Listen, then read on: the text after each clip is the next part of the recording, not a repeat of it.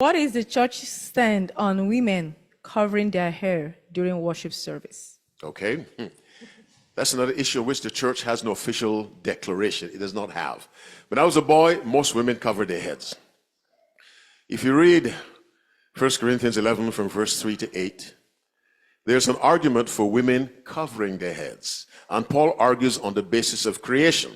He says in verse 3, "But I would have you know that the head of every man is Christ, and the head of the woman is the man, and the head of Christ is God.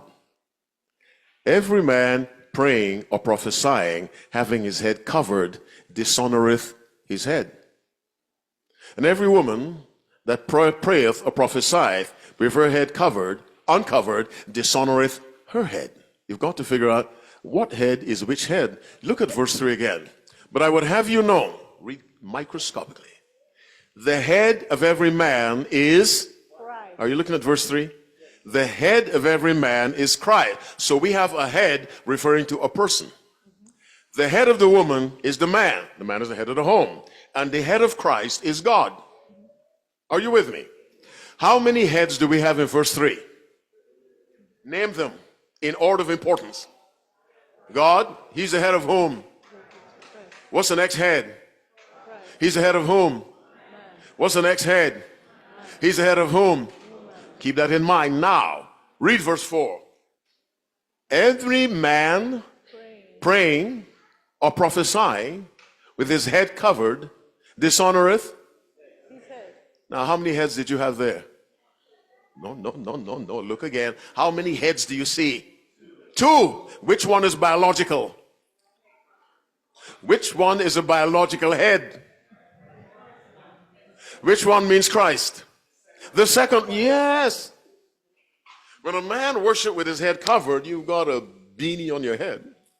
You're dishonoring your head, not your skull. Jesus. Who's your head? Now, every woman who prayeth or prophesieth with her head uncovered, dishonoreth her head. How many heads in that verse? Oh, which one is biological? Which one is Christ or the man? Yeah, you dishonor the man. Now, yeah, you look so shocked. Paul goes on to say, read verse 6 for me. What does that say? "For if a woman be not covered, let her be shorn. But if it's a shame for a woman to be shorn or shaven, let her be covered." Now, read verse 7. "For a man indeed ought not to."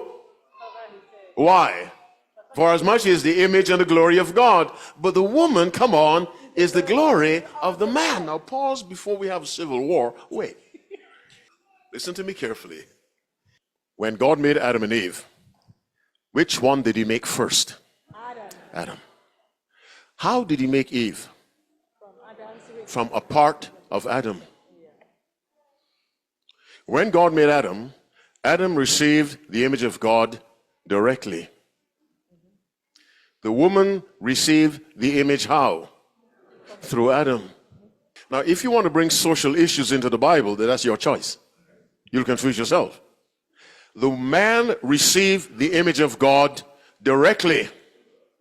By God's arrangement, the woman received it through the man. But same image, don't misunderstand me. Not a lower quality, just a different modality of delivery. Because of that, the man is the head. Read verse 8. What does verse 8? What does verse 8 say? "For a man is not of the woman," come on, "but the woman of the man." What does that mean? Was Adam made from a rib from Eve? No. How was Eve made? A rib from Adam. So the Bible says the man did not come from the woman. The woman came from the man. Question for you. Are you reading the Bible? Do you see that? Is that what's recorded in Genesis? All right. Read the next verse. Neither what? Was a man made for the woman, but a woman was made for the man. God said, "I will make him an help meet for him." Now let me say it again. If you're listening to this through sociological lens, you'll have a heart attack. We live in a society where everyone is the head. That's not biblical.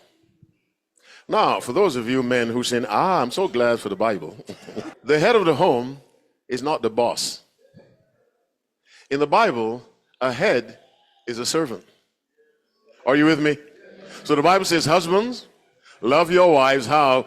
Even as Christ loved the church and gave. A husband's first duty to the wife is to be willing to die for her.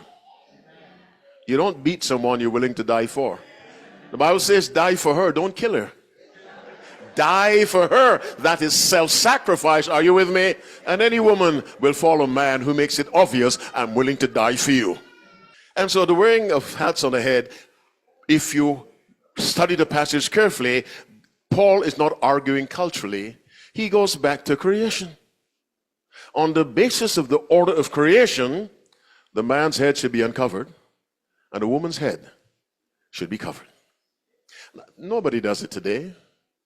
But I gave you a verse, Psalm 50, verse 20. These things hast thou done, and I kept silence. There's sometimes God says nothing. Not because he agrees. He just says, man, these people just won't listen. So he just keeps quiet. Are you following me? He keeps quiet.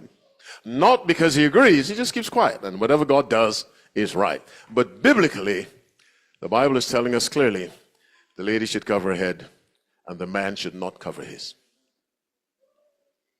But if it's as it is now, it is almost non-existent. And God keeps quiet. But don't go judging people and condemning people now. Don't do that. Condemning people is not a gift of the Spirit. Are you with me? There are no policemen in the church. And don't start that movement policing people. Don't do that. The Bible says work out your own salvation. Too many people try to work out somebody else's salvation. Let's not do that. Yes, we care about each other. I mean, if you find out the head elder is running a casino, well, we have to talk to him. Are you following me? Yes. But generally speaking, let people work out their own salvation. Because God deals with us at different times. He convicts us at different times, under different circumstances.